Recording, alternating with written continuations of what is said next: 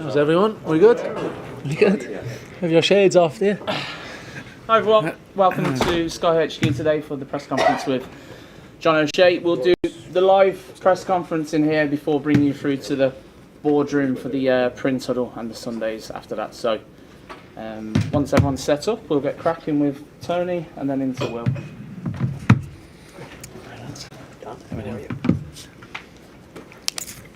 Hi John. Tony, you well? I'm good, how are you? Good, very good. Far away, Tony, thank you. I'm just waiting until everyone's settled up. Sorry, Tony.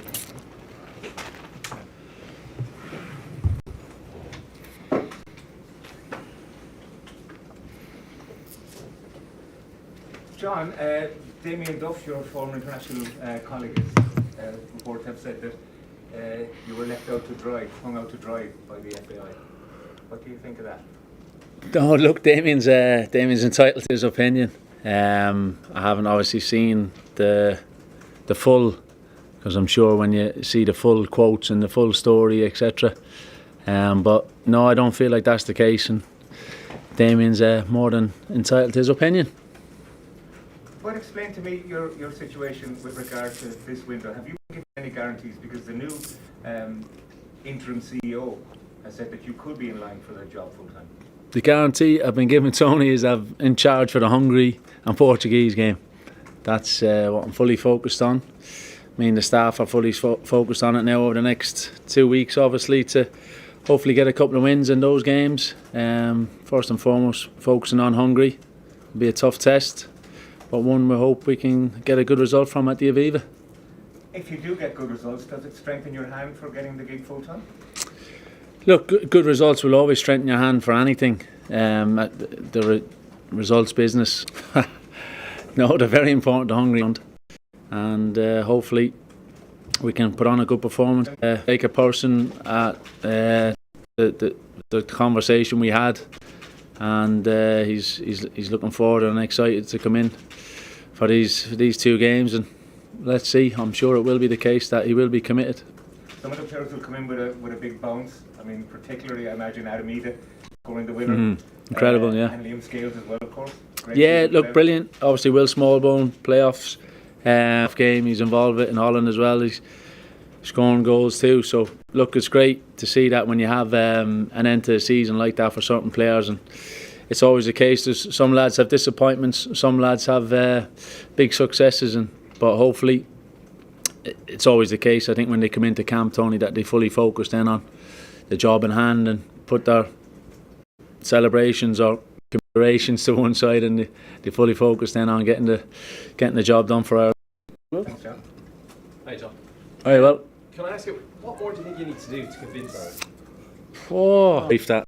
That noise. What more do you think you need to do to convince the FAI that you're the man to take Ireland forward?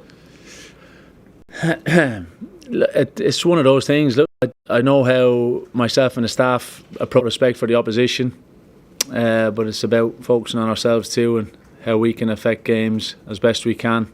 Last probably 18 months, is that the key thing now that you're looking to try and improve in these 2 games, keep that same level of performance, but also get a win and maybe a few goals?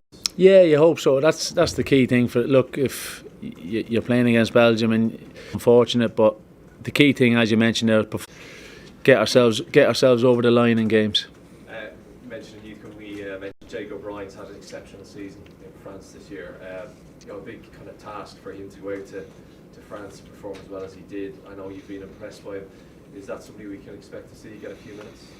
Yeah, look, hopefully that's the case. But look, as I mentioned before, that the centre backs in the team that we have are playing at really high levels too, and Jake knows that. But as I mentioned beforehand in March, the advances and strides he's took over the last year to 6 months has been brilliant to see, and he'll definitely be involved in the games, that's for sure.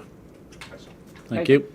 John, would you want or expect Mark Canham to talk to the players about what's been going on? Because a few of them have obviously expressed frustration over the last few weeks as to how long this has all dragged on. Yeah, look, Mark will be in the camp like he was the last time for practically nearly all the days that we were in. So I'm sure if he feels the need to speak with some of the more senior lads as well. But if any of the lads have any issues, they'll come and talk to me as well, hopefully too. So without trying to find out more about the players too, because he'll be meeting some of the players in the squad as well for the first time as well. For the last 2 games, you said that basically your role was, I guess, in some ways to not rock the boat too much, to keep things going as an interim.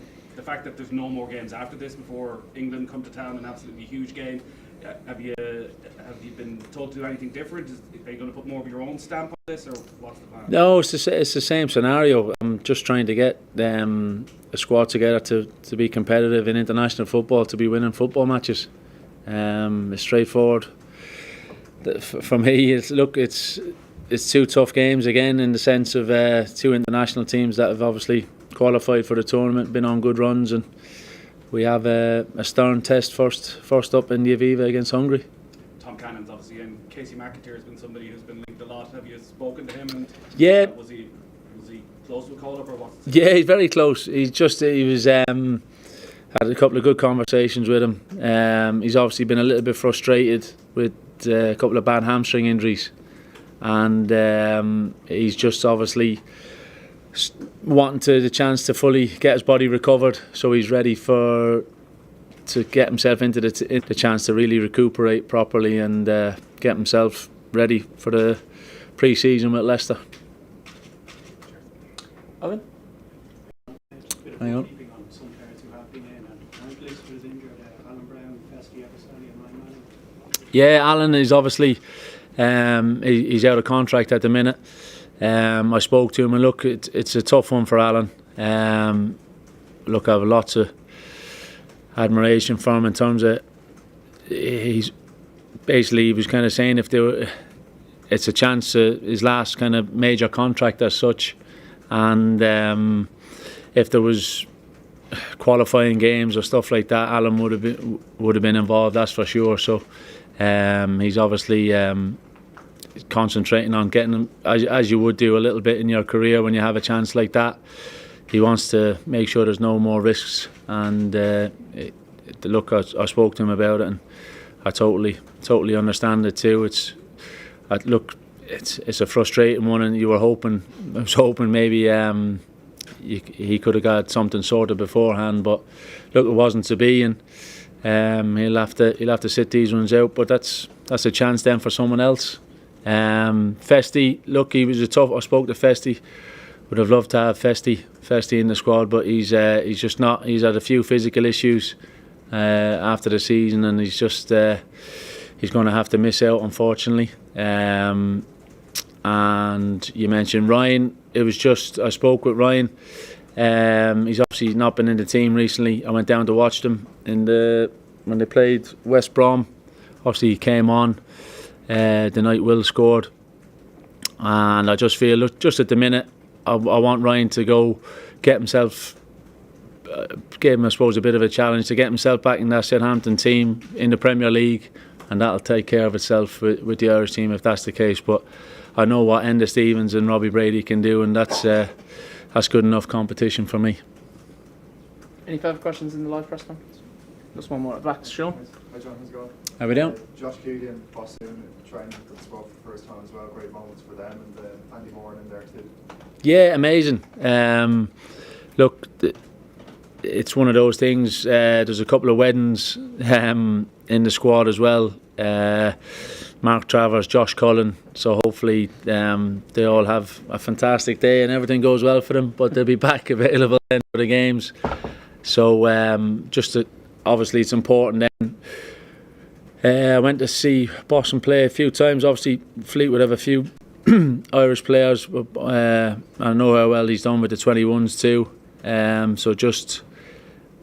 obviously, look, I know how good a player Andy Moore is too, but obviously didn't play much towards the end of the season.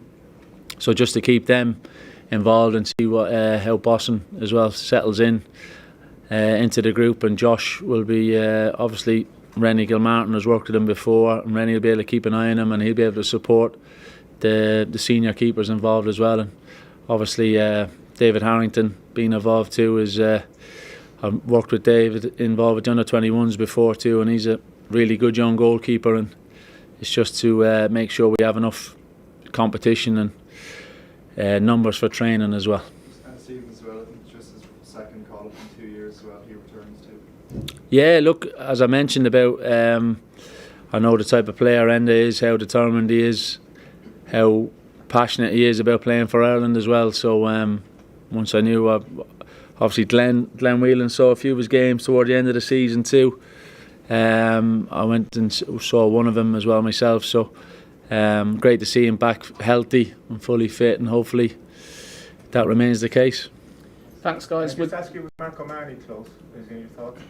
He's in my thoughts, but look, it's one of them. He just needs to do a bit more too, Tony. Sorry, Cullen and Travers, are they going to travel to Portugal? Yeah, they will be. Yeah. Thanks, guys. If you could sit tight, we'll just set up the next room and I'll come back.